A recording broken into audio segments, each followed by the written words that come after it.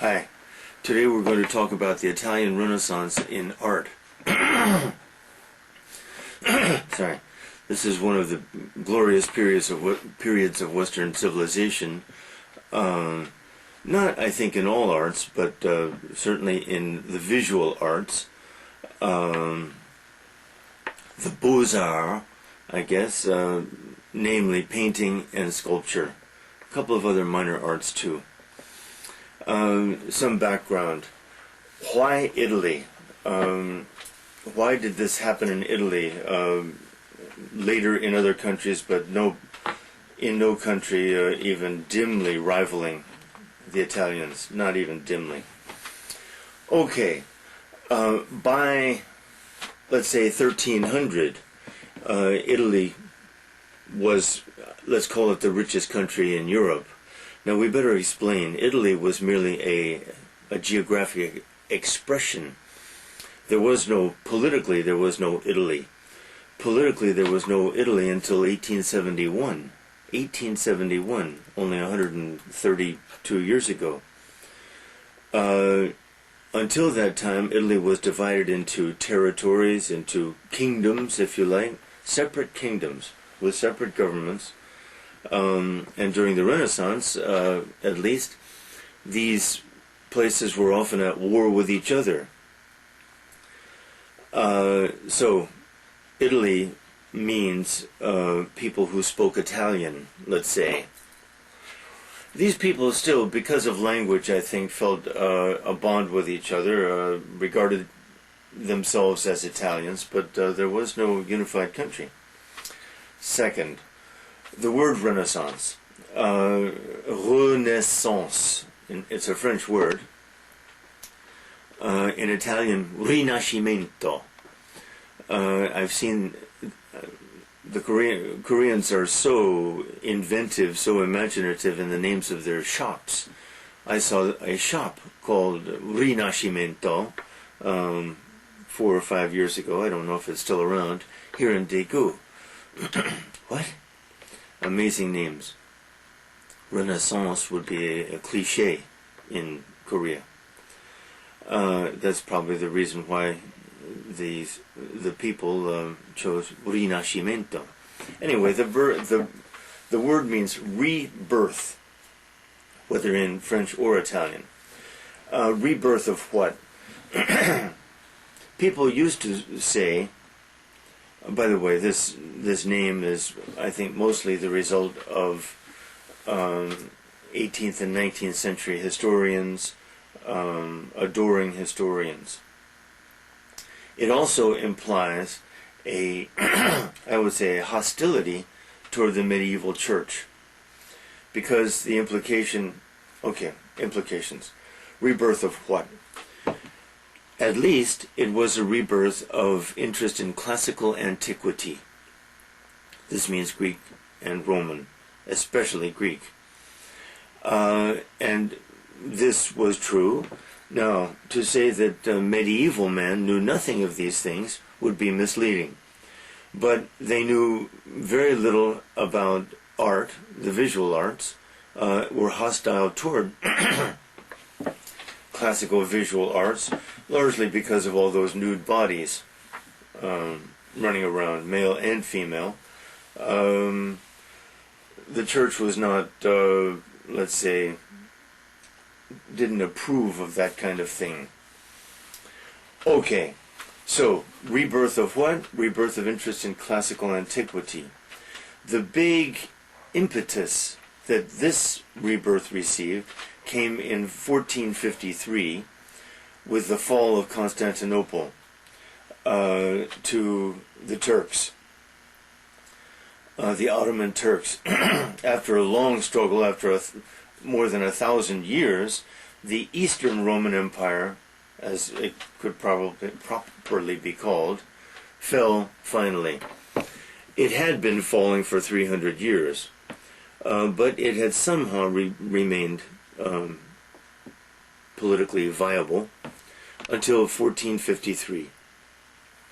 Now, in the years preceding that, a gradual exodus of scholars, with their Greek, because the Eastern Roman Empire was a Greek empire, Greek speaking, Greek writing, Greek culture.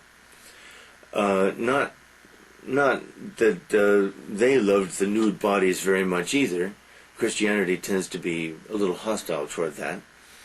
But we'll discuss that sometime too, maybe. But gradually the Greek scholars had left with their Greek texts. In the West, there had not been many good Greek texts, reliable Greek texts. Now, suddenly, let's say beginning 1400 even, beginning in 1400, this exodus mainly to Italy, because where would these scholars go? Syria? No, they couldn't go south. That was all Turk. They couldn't even go very far in the west, because Greece was all part of, or soon would be part of, the Ottoman Empire. They fled to Italy as the nearest and most congenial, most welcoming place. And they brought these texts, especially of Platon, whom we discussed yesterday. Many other texts too, poetic texts. This was the Renaissance, the rebirth of interest in classical antiquity. Along with them came the statuary, the sculptures, and various literary forms. Lyric poetry gradually came to Italy. The Italians mastered this quickly, mastered Greek quickly, much earlier than anyone else. And so on a literary level, Italy was the place of the Renaissance also, not only in the visual arts. Okay, second sense of the word Renaissance. This one doesn't hold so well, but people like to use it. Rebirth of what people like to call the human spirit. People, let's call it humanism. Let's call it a reaffirmation of the value of being human, of the value of this world, the secular world, of this life, in contrast to the pessimistic, very negative and anti-secular spirit of the medieval church. After all, to the medieval church and to a kind of classical Catholicism, this world is a valley of tears and sorrows. We come to this world with nothing. We are dust and ashes, and to dust and ashes we will return. A kind of dualistic, a kind of Platonic dualism permeates, and still permeates, I think, Catholicism and really Protestantism too. What is this dualism, by the way? Dualism means that there are two principles at work in the universe and in man. Let's call one light, the other darkness. One spirit, the other flesh. One good, the other evil. One, we've already said the main ones. Wherever Christianity emphasizes this, really it's running contrary to Christianity, to the roots of Christianity, which the fathers of the church tried very hard to oppose. But many of them were dualists too. One more, or two words more on this, because it's so important. Platonic dualism means Plato's tendency to deprecate, disparage, dismiss the body and experience of this world as more or less illusory, illusion, not moral evil, notice, illusion, and exalt the spirit, the mind, the forms, intellect. Okay. When Christianity gets a hold of this, it turns into soul good, body bad, spirit good, flesh evil. The moral dimension enters this Platonic game. And this is very damaging to Christianity. And Christianity has never really recovered its balance in this sense. And it really is something that Asian Christians especially, ought to be a little more aware of. Because Asians tend to be totally innocent of that kind of dualism. You have some of it in your tradition, but body as evil, I don't think so. The whole concept of sin, it always seems to me, is quite foreign to Asians as far as I can see. Does that make Asians not Christians? No. But it makes most Asians, I think, not Western Christians. And maybe Asians can bring a greater balance, a better perspective toward body and flesh and this world than the West has ever been able to generate in Christianity. By the way, a couple words more about that. In the Bible, in the Old Testament, in Genesis, God creates the world and he saw that it was good. Well, this doesn't sound like dualism. And then Old Testament Judaism certainly knows nothing about the flesh being evil and the spirit good, nothing about this dualism. But dualism still grows up in the intertestamental period, apocalyptic times, between the end of the writing of the Old Testament and the beginning of the New Testament. Apocalyptic tends to stress that the spirit is good and the body is not. Has that tendency. Certainly in Christianity it did. Okay, then in the New Testament, the crowning anthem to that's contrary to dualism is John 3:16. God so loved the world that he gave his only begotten Son.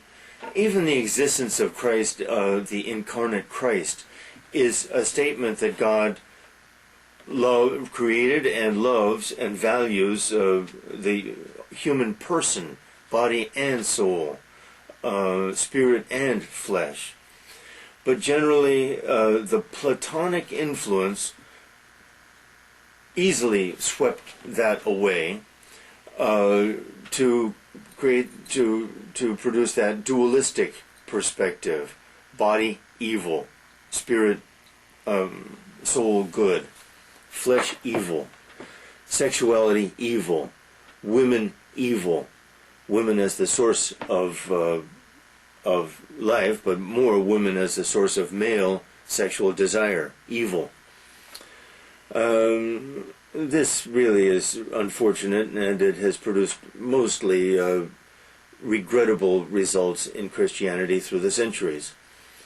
Okay, and besides that, it's really anti-Christian. It's really contrary to Christianity. But the flesh remains a problem, no doubt, to everyone, but not with that dimension of evil. Okay, back to the Italian Renaissance. So, does Renaissance really mean the rebirth of respect for the human body, respect for this world, respect for the full human person? In the Italian Renaissance it tends to, yes. And this meant that the Italian Renaissance thinkers were really on a collision course against the Church. It's hard not to see the Renaissance and post-Renaissance and even the Age of Science as a declaration of war against the Catholic Church. Maybe many of the people, Galileo, did not intend it to be this way, but the Church almost forced Galileo to see it that way.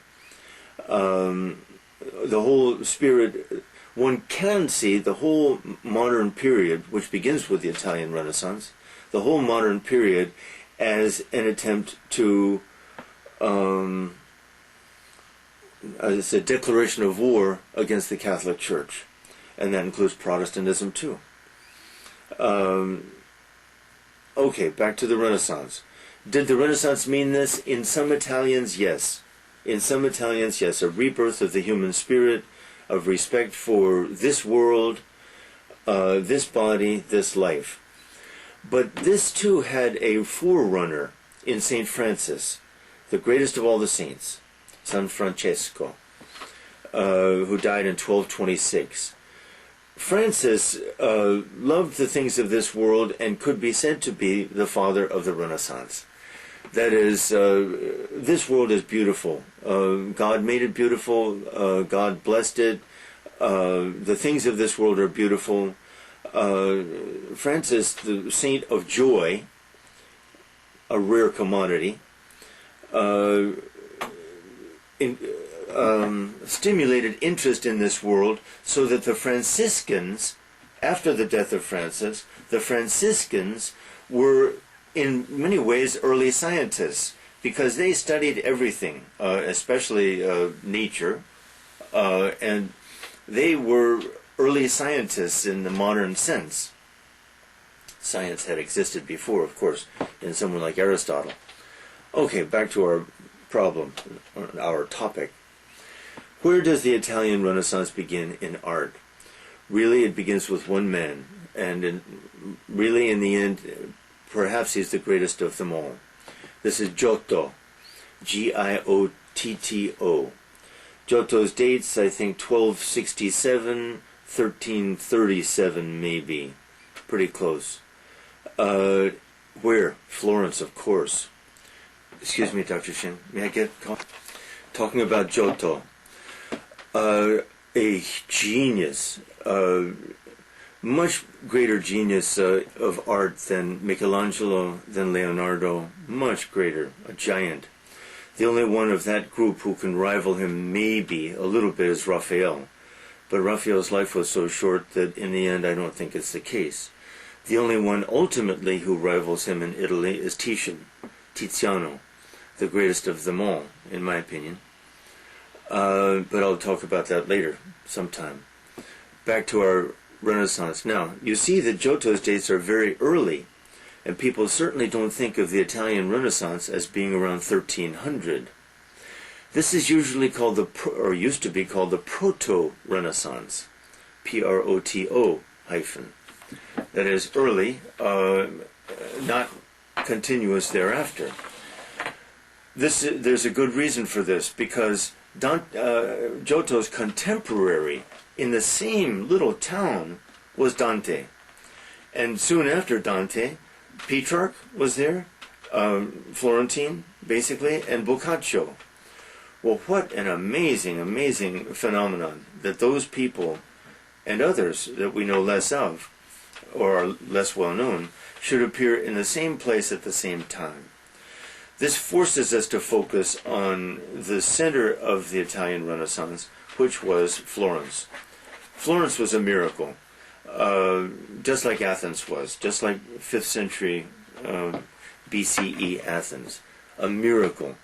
These two towns were about the same size, too, but Florence didn't have 100,000 slaves running around. But Florence was rich, and divided too often by political tension and open civil war, the Italians having trouble getting along with each other always. But big economic stakes were in play there. And when the economic stakes become big, then people's passions are aroused even more powerfully, perhaps. Anyway, during that Proto-Renaissance, Giotto created the Renaissance in art, in painting. How? If one compares a Giotto with any earlier work, what do we have? The earlier works are mostly Byzantine in style. Now, what's the Byzantine style? The Byzantine style tends to be two-dimensional, no third dimension. Bodies are totally unbelievable in their appearance, anatomically, anatomy, body, and also, more important, have no weight, no depth. Byzantine art is pervaded with religious mysticism, frankly. It's a mystical art. That doesn't mean all the artists were mystics, but that's what the patrons were looking for, and that's certainly what the churches were looking for. Always the church was the great patron of the arts, until the Italian Renaissance. Now, this was still true in Giotto's time. Giotto had one great private patron, as we will see. Giotto is the most revolutionary painter in the history of Western art, I think it's safe to say. Suddenly in him, the human body has weight. Suddenly in him, humans are recognizable, physically recognizable, bulky, present in space. Even more important, Giotto was psychologically a genius. His people are complex.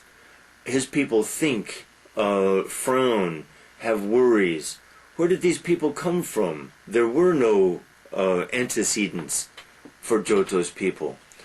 What a genius. And he lived a long time. In Florence. Florence.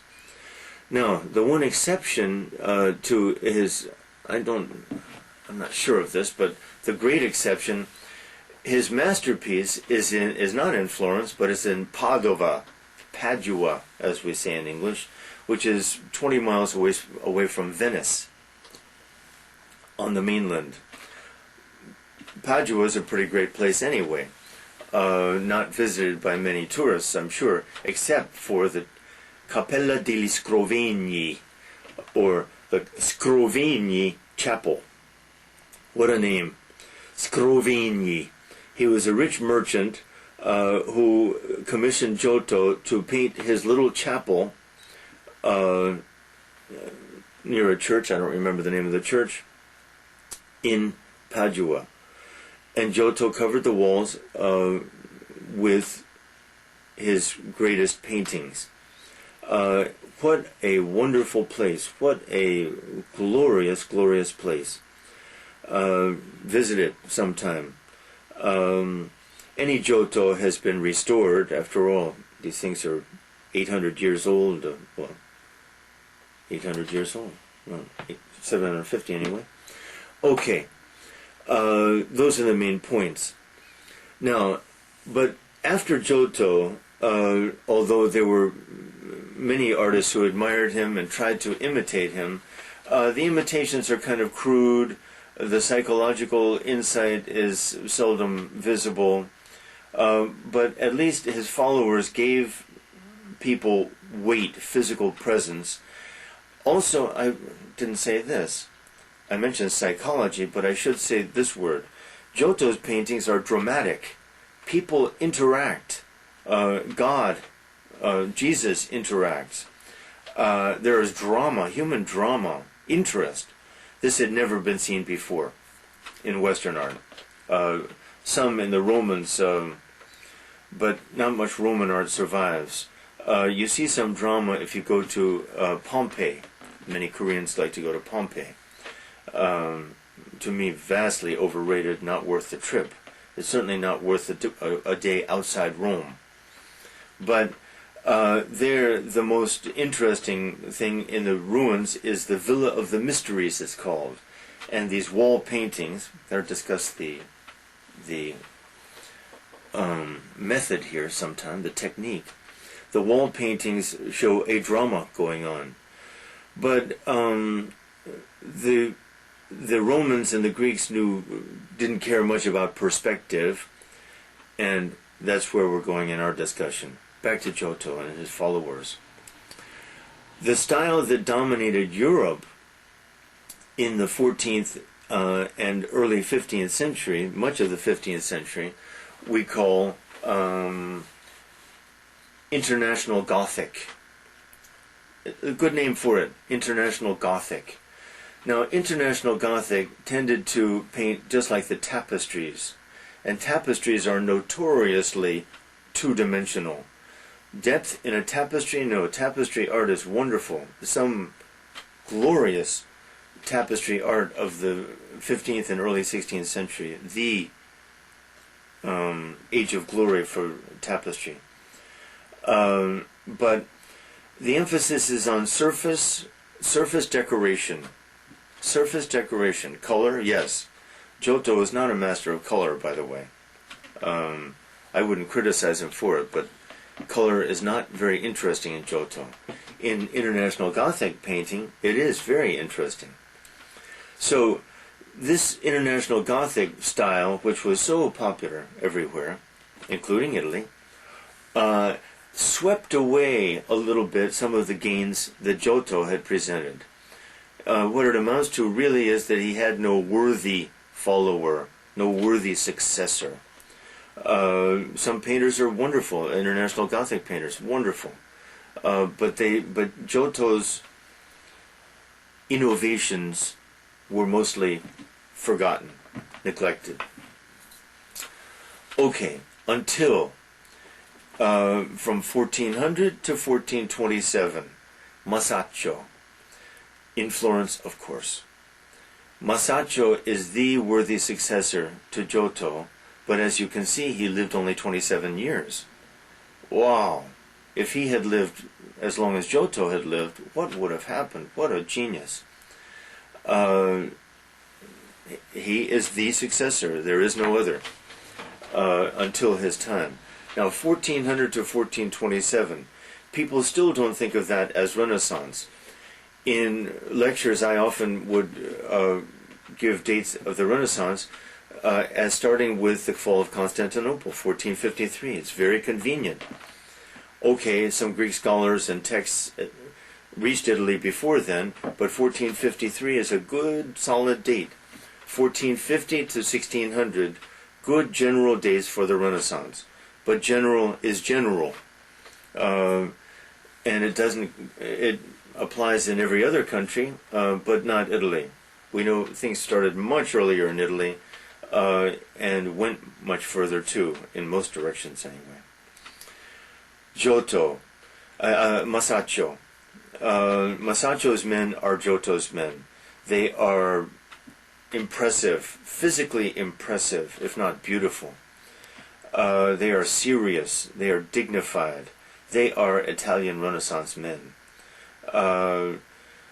Masaccio carries portraiture and his depiction of human beings much farther than Giotto had done.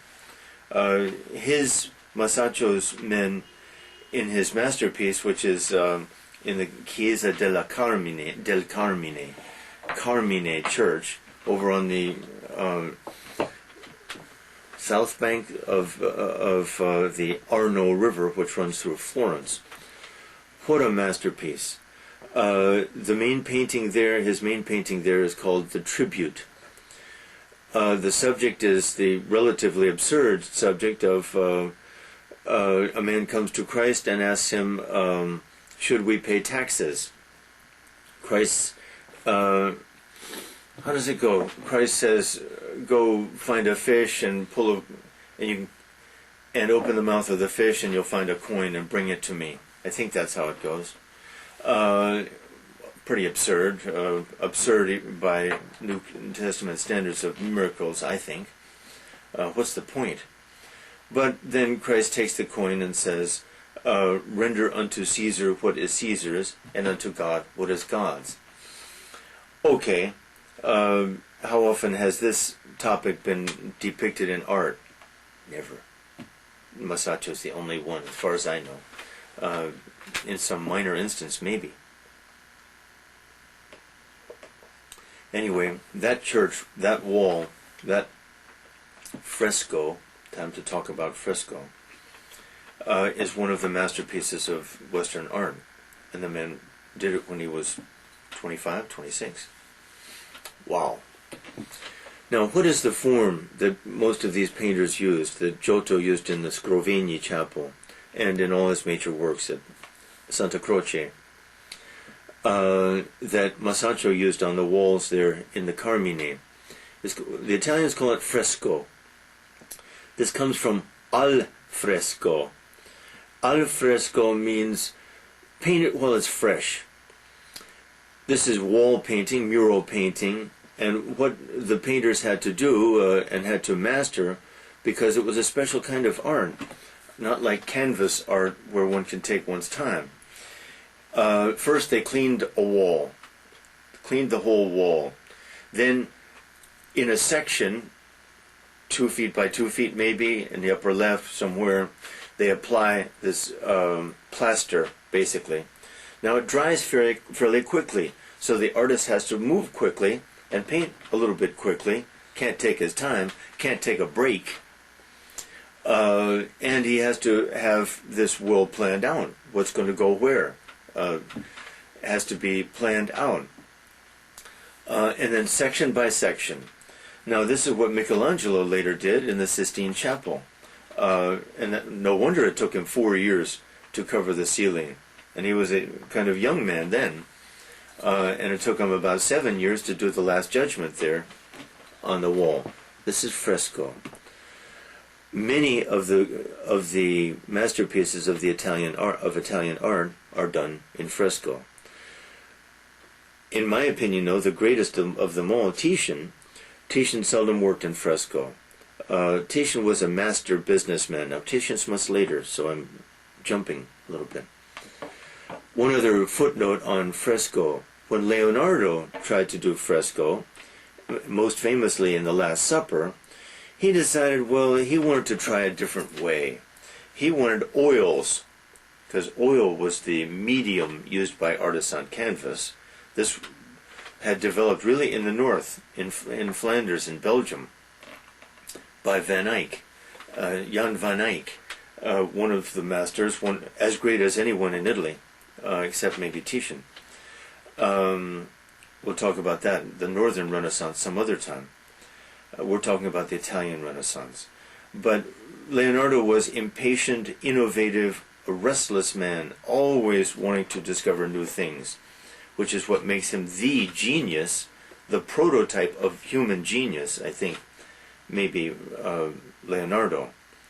He's the prototype because he is so curious to know everything, and he's not content with superficials. He wants to know what makes things happen, what makes things work, and he's never content until he digs. The Leonardo of the notebooks is the prototype of human genius. In painting, this harmed him a little bit because he was so innovative, as in the case of that Last Supper, putting oil into the mix of his painting, of his paints. Well, oil could not penetrate and survive that plaster. It stayed on the surface and then very soon dried and peeled off. Within 3 years it was peeling off. So that non-masterpiece, that stillborn masterpiece, famous image, great image, but it's not Leonardo's, it's restorers, the restorer's art, and it's been restored 20 times, in Milan. Back to our sequence. Now, what's happening in 15th century Florence politically? Giotto's age had been a democracy, pretty much a democracy, as much a democracy as Athens was.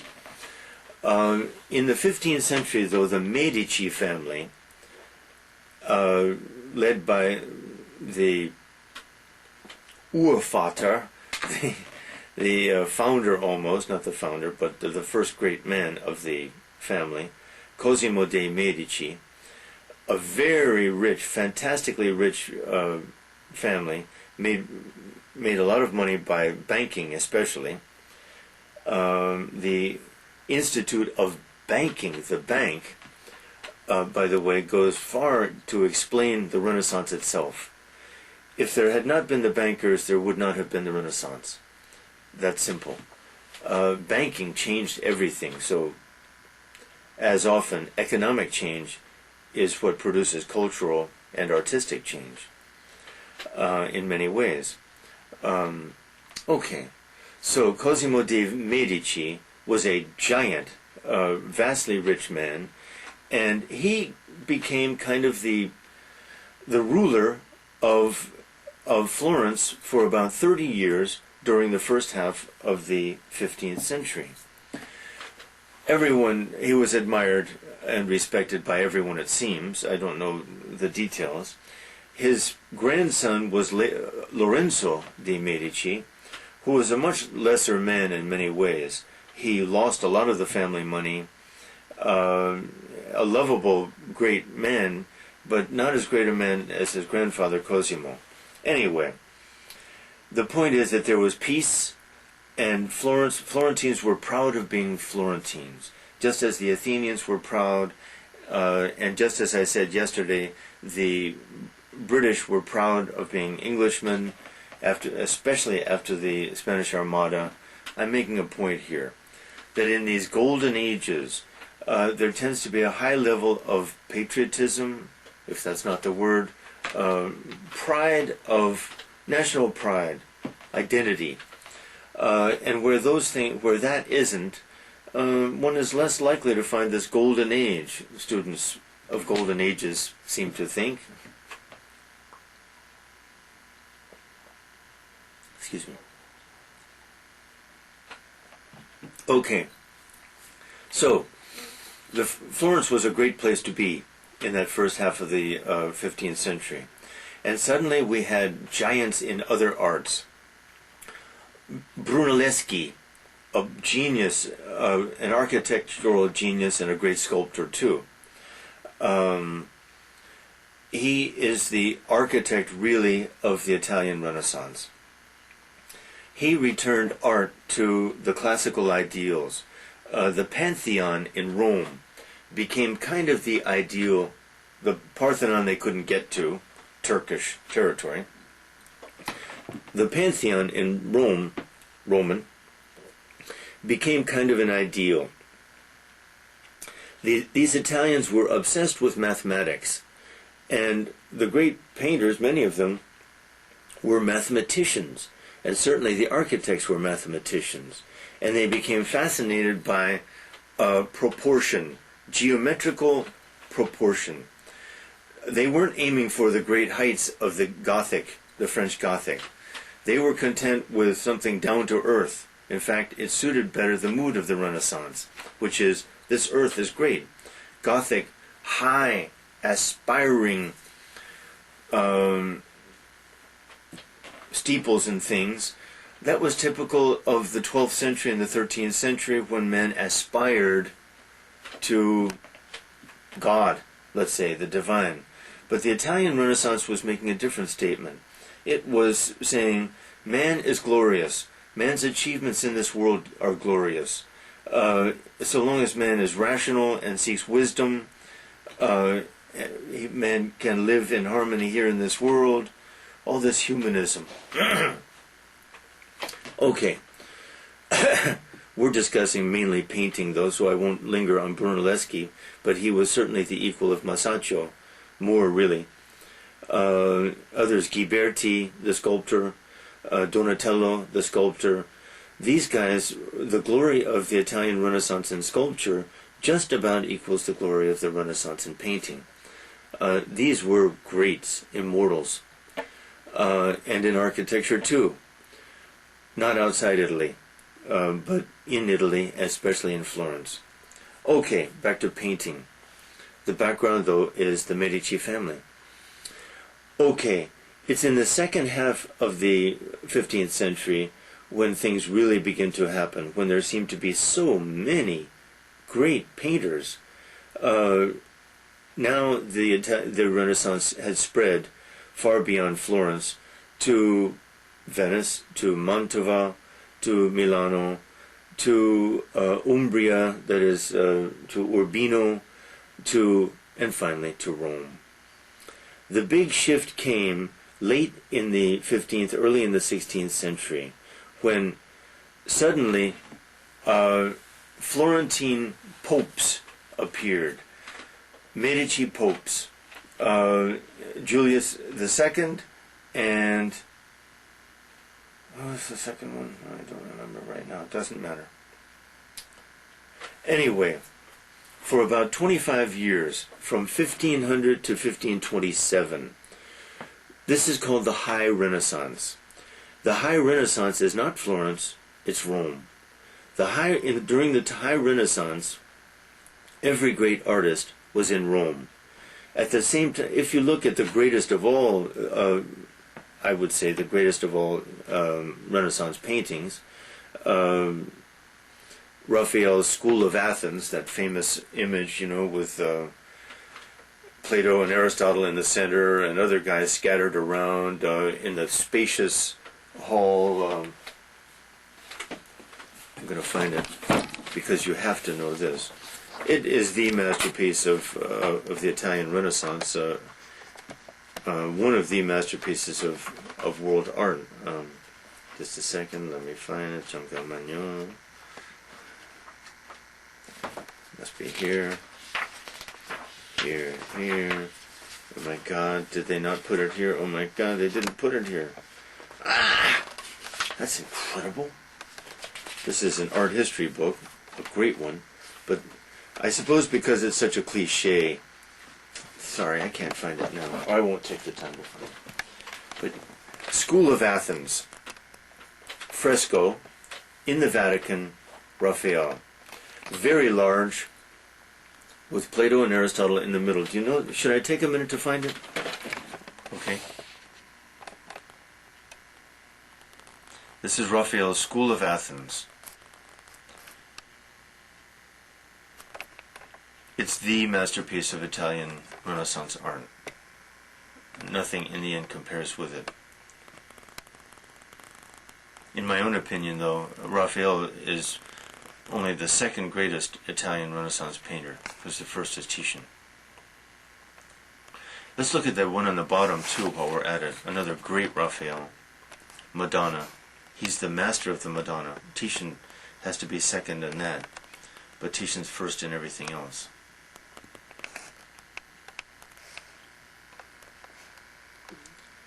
Now, the Sistine Madonna, it's called, is in Dresden, Germany. It's on canvas, of course, but the School of Athens is a wall painting, fresco. Good, thank you. Those 27 years we have what is called the High Renaissance, when everyone was in Rome. In the School of Athens itself, Raphael depicts himself, a young man after all, he died at 37, to the side. In the center is Leonardo, one of the two, he represents Plato, and down on the floor in front of him is Michelangelo. Well, there we have the monument to the Italian Renaissance right there, conscious of itself too. These Italians were so aware of what they were doing and what had happened, of the magnitude of what they had and what they were. So intelligent, so lucid. They had their shortcomings, spiritually somewhat naive, I think, as humanists tend to be. But on the level of art, these were the most sophisticated men in the history of art. Tremendous. And there it is in one painting, Raphael, Leonardo, and Michelangelo, all three of them in Rome at the same time. Kind of a miracle that. During the High Renaissance, then, Michelangelo develops his first masterpieces in sculpture. He does, above all, the David, a tall, nude boy looking defiantly in the distance, which is, in the end, I think, his masterpiece of sculpture. From 1508 to 1512, during that same period, 1500 to 1527, 1508 to 1512, Michelangelo does the ceiling of the Sistine Chapel. For all its absurdities and weaknesses, it was a great accomplishment at very least. I'll discuss some other time its absurdities, in my opinion, not in anyone's opinion. But a great accomplishment by a young man who really wasn't primarily a painter. What a guy! What a guy! He is. He represents the best of the Italian Renaissance in some ways, Michelangelo. So versatile. I mean, a painter, a sculptor, an architect, a poet. He is the epitome of the Renaissance man. No one else can match that unless you count Leonardo for his intellectual versatility. Leonardo was a sculptor too. His sculptures were lost. His paintings were good but not great, it seems to me. So Michelangelo is the Renaissance man. What a man. I'm staying with the High Renaissance here. And during those same years, Raphael did his School of Athens, right there in Rome, right at the Vatican. Michelangelo did his Pietà in St. Peter's, that famous but kind of absurd sculpture, too. I'll discuss that sometime. Beautiful, though. What a time. But it ended suddenly in 1527 because the emperor, the Holy Roman Emperor, Charles V, great man, often at war in Italy, often at war his whole life, really, until he abdicated. Wonderful man. People who know about his friendship for and respect of Titian love the man. He did some stupid things, of course. He was the emperor. Emperors have to do stupid things, but he couldn't. I think he can't be blamed. Anyway, Emperor Charles V, who was, of course, from Germany mainly, led an army of mainly Protestant mercenary soldiers, Swiss especially, down, and they took and sacked Rome. Well, this was a disaster. This was a disaster. The fact that they were Protestants, I'm sure, added a lot of zeal and ferocity, ferocious, F-E-R-O-C, to their depredations. But there it was. That's the end of the Italian Renaissance right there. 1527. Easy to date. 1453, if you like, to 1527. That's the Italian Renaissance. The dates for the Renaissance overall, I remind you, 1450 to 1600. So it died in Italy, but only got started in other countries after this time. That's not quite true. It was doing pretty well a little earlier in some countries, in France. King Francis II lured Leonardo to France, where he died, lived the last 20 years of his life and died. A hero, a national hero. The French knew. Anyone who had been exposed to Italy knew. Now, I said I'd discuss Titian a little bit. Tiziano. He was from Venice, and the Venetian Renaissance was a slightly different phenomenon. Titian gave us his own birth date, 1477. 1477. He died in 1576. Wow, 99 years? Most people think, no, 1477, no. People say 1487, 1487. Even then he lived to be 89. By the way, Michelangelo lived to be 89 also. These guys, many of them lived long lives. Unfortunately, Masaccio, 27, and Raphael, 37, balanced the picture out. Very unfortunate. But Titian was from Venice. He was born in a small town outside of Venice on the mainland. The Venetian Renaissance adds a new dimension to the Renaissance because they are in love with color. And their style as colorists is determined especially by two men, Giorgione, who also died young, 32, and Bellini, who was an old master who learned to paint, relearned late in life. What a master. These guys both knew, both helped, both taught, maybe, Titian. Titian became a master by 1510. He died in 1576, as I said, and he was still painting when he died. So, 67 years? For 67 years, he was painting masterpieces. And that's true. He's the greatest of all painters, in my opinion. If the question is maybe not a very good one, but it interests people who love art, I think, and The other people who are kind of close to him, in my opinion at least, are Cézanne and Giotto. I used to have this all figured out. I don't remember exactly, but anyway. And Raphael is up there too. Okay.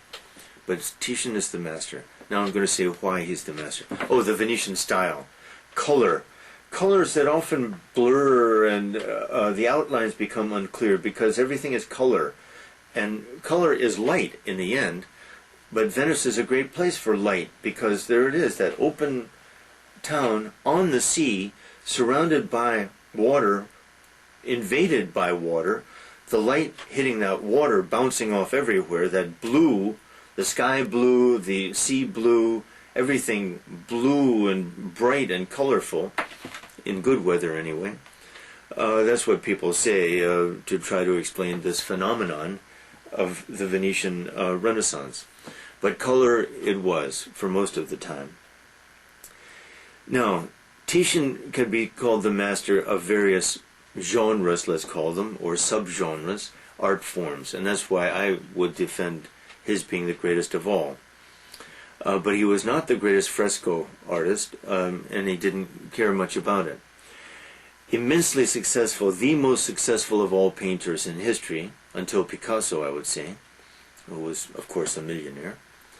The most successful, the archetype of great artists who were great and famous in their own time, Titian.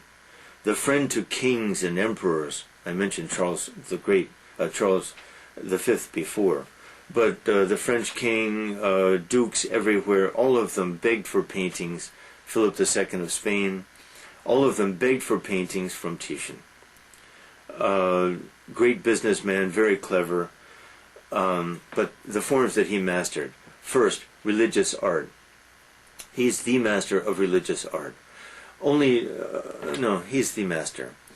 A subgenre to that, the Madonna and Child, which Raphael mastered. You saw that before in the Sistine Madonna. I guess Raphael is first, Titian second in that. But in religious art in general, Titian's the master. Second, portraiture. He's the master. Raphael second, I think. Raphael was great, and he died so early. But Titian was a master of portraiture for decades. Third, mythological painting. Now, this is obviously not religious. This is myth. This is classical antiquity. This is interest in the Greeks and Romans. Titian is all alone, the master. And fourth, what I would call current events, contemporary happenings, group paintings, family portraits, I would almost call part of that. Titian is incontestably the master. And Titian dies in 1576.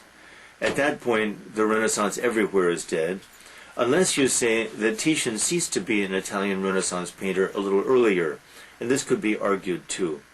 So, in the end, maybe the best day to end the Renaissance is 1527. And even Titian's paintings thereafter belong to a different era, which he was the master of. Thank you.